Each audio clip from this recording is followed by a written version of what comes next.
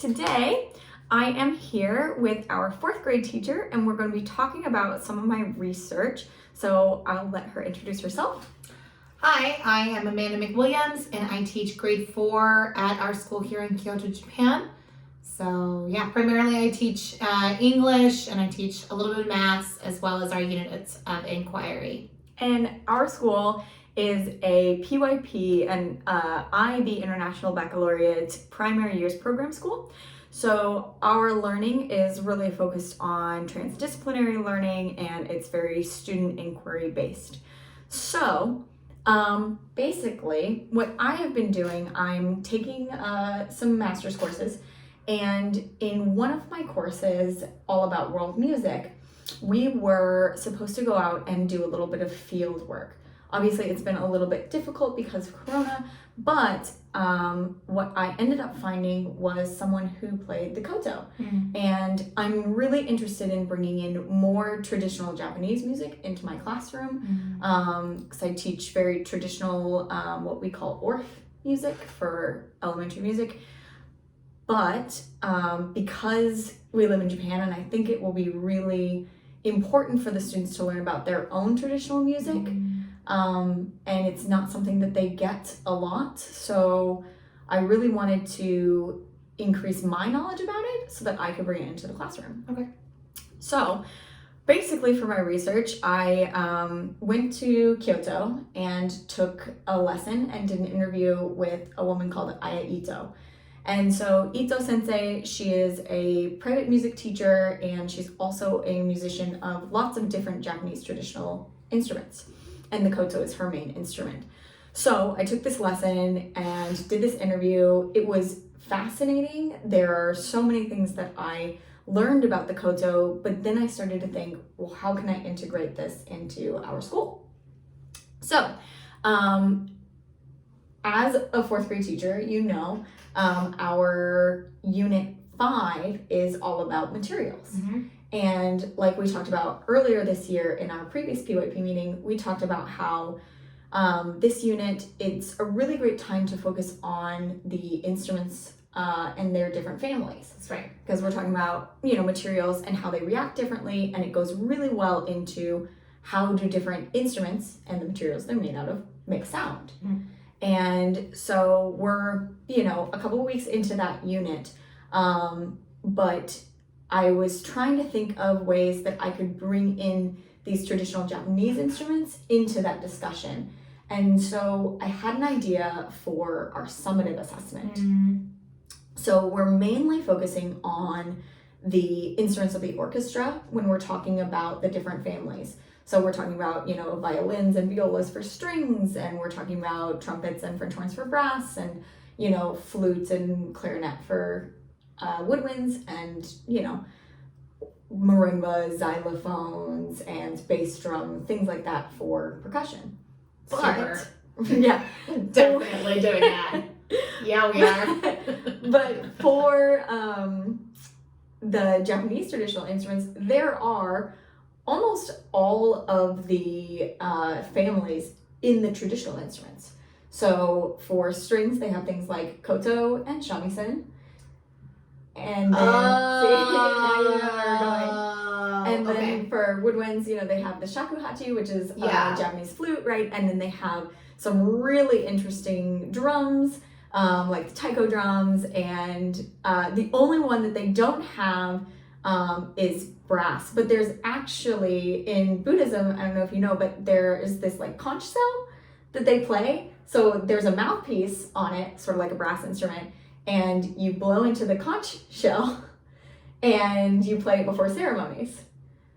Yeah. Totally knew that. I definitely knew all of this already. Yeah, so when I was talking with Ito sensei, you know, and I was asking her, well, if I want to bring it into the classroom and it's so cool though. to the families of the instrument, what could I do for brass? And that was her suggestion, was, well, you could do that because we put a mouthpiece on it now, like a brass instrument. So it's not made of brass, but it does vibrate the same way that brass instruments do. And since we're talking about how we make the sound, well, by buzzing your lips, you make the sound of the conch shell, and it's just made out of a different material, so it could be like a little bit of a challenge, right? So for the summative assessment, my idea is I bring in the instruments, and Ito Sensei has agreed to lend me some of the ones that I don't have. So I have a koto, and then the other 3 she's going to supply. And so what we thought about doing was making stations for them they can go and touch the instruments and look at it and carefully, sort of like pick it up if they need to, and write down what they observe. So what material do you think it's made of? How do you think it makes sound? And what family do you think it's in? And then I will go around, and for all the students, I will play the instrument a couple of times so that they can hear it and see how it is done.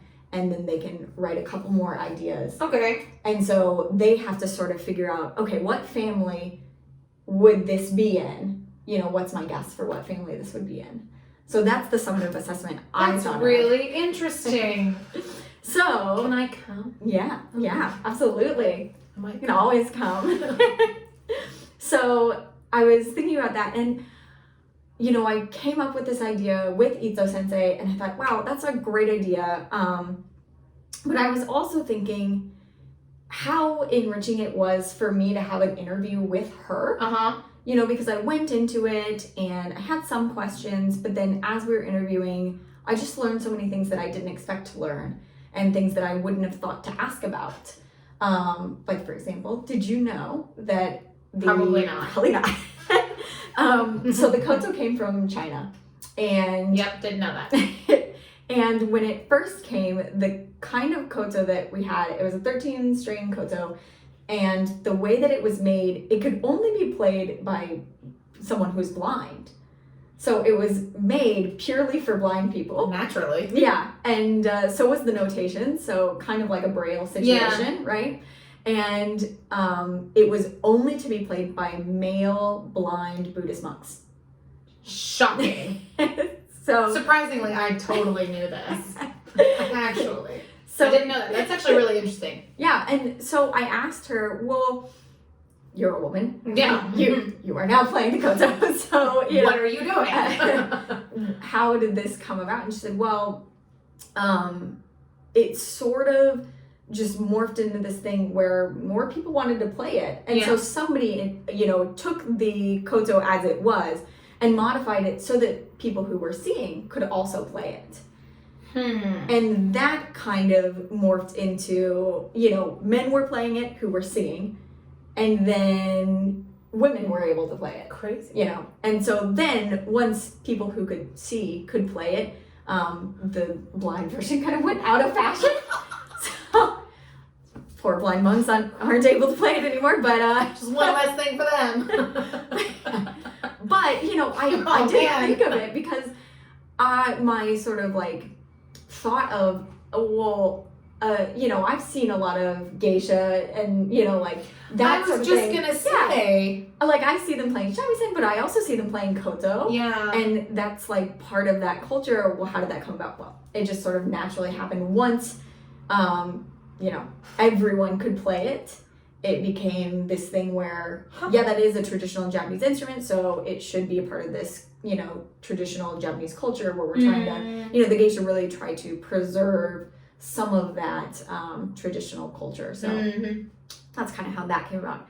And then, once things started getting going and it became more popular, it's actually one of the traditional instruments that's stayed alive the best, because about 20 or so years ago, and I'm gonna forget her name, but I'll look it up later so that I can say it. But she invented a 17-string koto because she realized with the 13-string koto, the koto, it has these bridges that you can move by, like they're not stuck any one place. Well, no, not like a guitar. Oh, kind of like a guitar. Like you're tuning the string to make it. Kind of, except right? So so you tighten the strings. With the koto, you don't tighten the strings like that, but they have bridges that come up under the string, And to get different notes, you can move the bridge to a different part of the note. And then you can also press the string down to give it a different sound. So if you want something that's just like a half step or a whole step lower, then you'll press the string down. And that is like playing the guitar. So when you press down a fret, that's how you get a different sound, right? So with these bridges, you can move them, but with only 13 strings, you can only get so many sounds. And yes, you can move the bridges while you're playing, but it's a little bit, like a circus act while you're trying to, collect the strings and you're moving them while you're doing it. So much and you're fun. pressing it down. So it's impressive when you see it, but, she thought that, and it's going to annoy me if I don't know her name. So hold on one second. There it is. Michio Miyagi. All right. So Michio Miyagi invented this 7-string koto, and because it had more strings. Oh, there she is too. Yeah, that's right.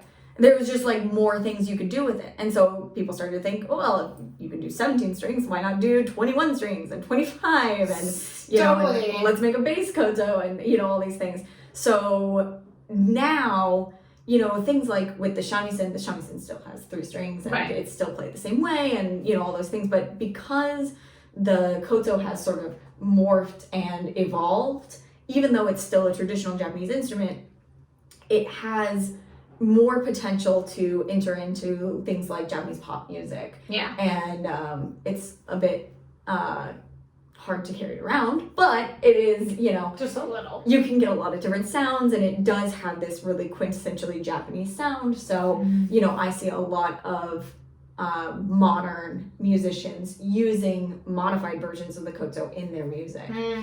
So interesting. That was just one of the really interesting things that came up in our interview, and that got me thinking about Unit 6. So, Unit 6 is all about role models. Yeah. And up until this point, we've kind of just, not all of our units, they don't go completely together, And so up until this point, we've been talking about composers, as, role models, music role models. I think, that's an okay transdisciplinary idea.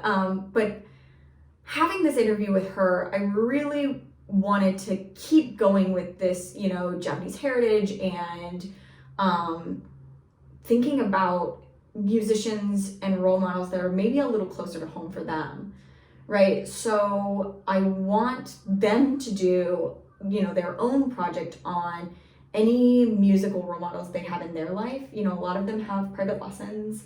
But also, just someone that they look up to, a musician or a group or, I was going to say, because for the students that may not have music lessons after school, which is a lot. Yeah. But some of them don't. Yeah. Could it be somebody even like BTS? That's right. Okay. Yeah, exactly like that. And so Done. for them to look into, just who do they look up to as a musical role model, and then it's more personal for them. And then I'm not sure if I would want to do this as the summative or as the introduction to the unit, but I would like to have Ito Sensei come in as a guest, which this year, obviously, we'd have to do it on video. Right. But I'd like to, maybe do it as an intro because we can figure out what kind of questions you would ask your role model. That's right. And so they're part of the, deciding what questions to ask, how will the interview go, and then talk about how do we reflect on those interviews and take out the most important information. Yeah. Okay. I would say probably stick it in the middle, because then we could even do a collaboration where you come into the class during English. Yeah. And then we can kind of have an open discussion brainstorming session for a week. Yeah. Or two, however long, hopefully just 1 week, where we decide, what are the questions we're going to ask. Yeah. And then she can come, or Zoom, obviously. Yeah. And then after that, they'll be like, okay, we have a base, we had practice, now your turn. That's right. So that's that real, I, we, you. That's exactly right. Do it. And I think if we're doing, part of it in English class, we can really have each of them fill out, at least one question that they come up with on their own. Oh, minimum. And then we can choose as a class which questions are we going to ask. That's right. And then whoever did write that question, I would want them to ask it, and then after, we had that, and we can have her have a presentation of, the Koto too. And she plays many other instruments too. So if, she wanted to, she could, demonstrate however many she wanted. Okay. But then afterwards, I would want to maybe take it back into English class to do the reflection. Yeah. Yeah, no, and that for sure. Way, it's far more transdisciplinary. And I know, in their UOI, when they're talking about role models, they're probably not going to be talking about their music role models. So this is just one more way for them to look at, I can have many role models in my life. I don't have to have just one. And my role models can hit different, areas of my life. And yeah, I completely agree. Yeah, I should be looking up to, someone in, I do, like at school, I have my school role model. I have at home, my family role model. And I have, I'm really interested in art, so I have my art role model.